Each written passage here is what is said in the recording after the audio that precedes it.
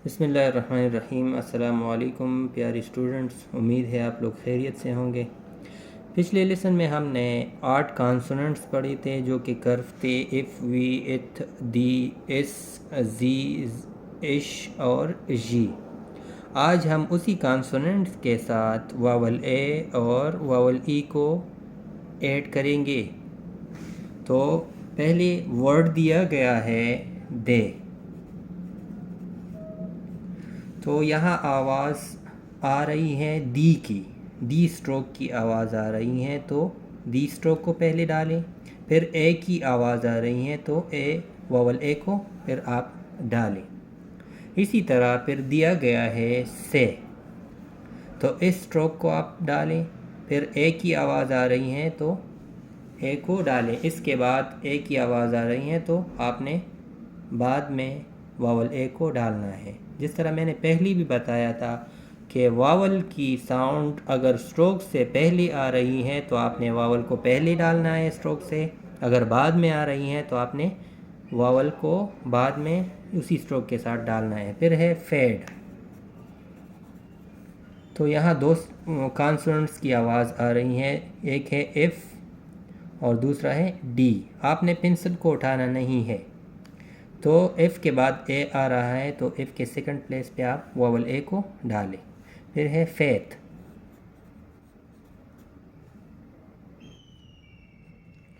अच्छा, तो यहाँ भी दो कॉन्सोनेंट्स की आवाज़ आ रही हैं, इफ़ और ते। तो इफ़ डालें फिर इथ को डालें, पेंसिल को आपने उठाना नहीं है। इफ़ के बाद वावल ए की आवाज़ आ रही है तो आपने वावल ए को यहाँ डालना है। फिर है शेप, तो इश और पी की आवाज़ आ रही है तो आपने इश स्ट्रोक को डालना है, फिर पी स्ट्रोक को डालना है। और इश के बाद वावल ए की साउंड्स आ रही हैं तो आपने वावल ए को डालना है। फिर है बेद, तो बी और दी की आवाज़ आ रही है तो बी स्ट्रोक डालें, फिर दी स्ट्रोक डालें, इसके साथ वावल ए को ऐड करें। फिर है शेड, तो इश और डी की आवाज़ आ रही है तो आपने इश स्ट्रोक को डालना है, फिर डी स्ट्रोक को डालना है, फिर इसके साथ इश के सेकंड प्लेस पे आपने वावल ए को डालना है। अच्छा, फिर उसी स्ट्रोक्स के साथ, इसी कॉन्सोनेंट्स के साथ आपने वावल ई को किस तरह यूज़ करना है। तो आज वावल ई के एग्जाम्पल दिया गया है। वावल ई के लिए एफ ई डी, फेड। जिस तरह हमने यहाँ फेड पढ़ा था उसी तरह ये फेड है, लेकिन सिर्फ यहाँ भी एफ़ और डी आ रहा है तो आपने एफ़ और डी को डालना है, फिर वावल ई को इसमें ऐड करना है। एफ़ के सेकंड प्लेस पे आपने वावल ई को ऐड करना है। सिर्फ फ़र्क ये हुआ कि यहाँ हैवी डॉट है, यहाँ लाइट डॉट है, क्योंकि ई है यहाँ ए है। फिर है फिच, तो यहाँ भी दो कॉन्सोनेंट्स की आवाज़ आ रही हैं, एफ़ और छे। तो एफ़ लिखें, पेंसिल को उठाए बगैर आप फिर छे लिखें। फिर एफ़ के बाद वावल ई आ रही हैं तो वावल ई को सेकंड प्लेस पे डालें। फिर है डेथ, तो डी और ते की आवाज़ आ रही है, डी स्ट्रोक डालें, फिर ते स्ट्रोक डालें, डी के सेकंड प्लेस पे वावल ई को डालें। फिर है शेड,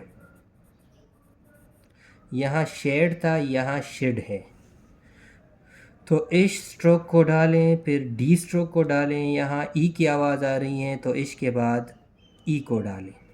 फिर है इसे, तो यहाँ सिर्फ एक कॉन्सोनेंट्स की आवाज़ है, वो है इस, तो इस स्ट्रोक को डालें।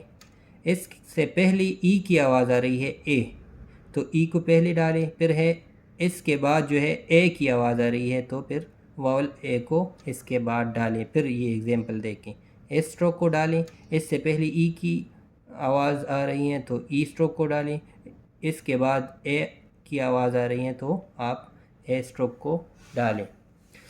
तो जिस तरह मैंने पहले समझाया था कि वावल अगर स्ट्रोक से पहले उसकी आवाज़ आ रही है तो आपने वावल को स्ट्रोक से पहले डालना है। अगर इसके बाद आवाज़ आ रही है, स्ट्रोक के बाद आवाज़ आ रही है तो आपने वावल की साउंड साइन जो है वो स्ट्रोक से बाद डालना है। आज के लिए ये लेसन कंप्लीट हुआ। इंशाल्लाह कल मिलते हैं। अल्लाह हाफ़िज़।